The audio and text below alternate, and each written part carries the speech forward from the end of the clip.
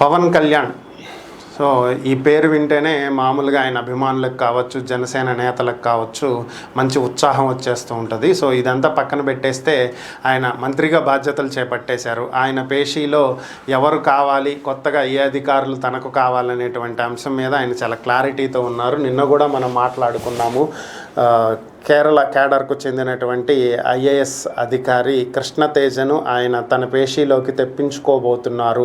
So దీనికి సంబంధించి చంద్రబాబుతో ఇప్పటికే మాట్లాడటం జరిగింది అని కూడా మనం నిన్న మాట్లాడుకున్నాం. ప్రత్యేకంగా ఆయన్నే ఏరుకోరి ఎందుకు తెచ్చుకుంటున్నారు అనేది కూడా మనం మాట్లాడుకున్నాం.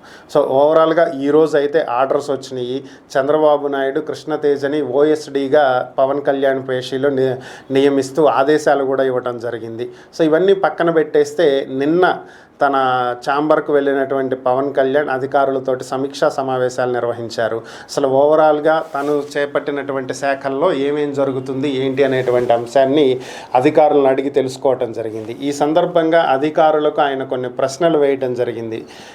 ఇవి ఒక్కసారి గమనించినట్లయితే ఆల్రెడీ పంచాయతీలు ఉన్నాయి, సర్పంచులు ఉన్నారు, సజావుగా విఆర్ఏలు విఆర్ఓలతోటి పనులు జరుగుతున్నటువంటి నేపథ్యంలో సమాంతరంగా సచివాలయాల ఏర్పాటు చేయాల్సినటువంటి అవసరం ఎందుకు వచ్చింది అని చెప్పి ఆయన మొదటి ప్రశ్న అడగటం జరిగింది.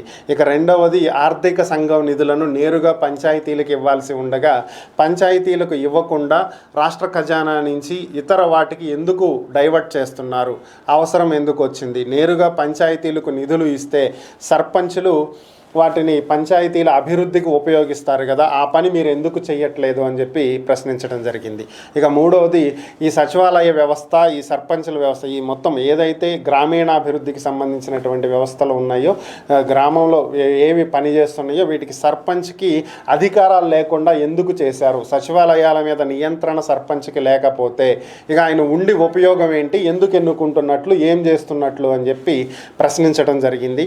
సో ఓవరాల్గా పవన్ కళ్యాణ్ యొక్క 5-6 ప్రశ్నలు ఈ విధంగా అధికారులకు సంధించినట్లుగా సమాచారం. వీటిలో ఒక్క ప్రశ్నకు కూడా అధికారుల దగ్గర సమాధానం లేకపోవటం, వెంటనే వీటికి సంబంధించినటువంటి చర్యలు చేపట్టాలని, సజావుగా కేంద్రం నుంచి పంచాయతీలకు వస్తున్నటువంటి నిధులు, ఆర్థిక సంఘం నుంచి వస్తున్నటువంటి నిధులు పంచాయతీలకు వెళ్ళి తీరాలని, దాని ద్వారానే గ్రామాల అభివృద్ధి జరుగుతుందని, కాబట్టి నిధులను దారి మళ్లించేవి వేరే పథకాలకు ఉపయోగించుకునేటువంటి పనులు చెయ్యొద్దు అని చెప్పి ఆయన స్పష్టం చేయడం జరిగింది.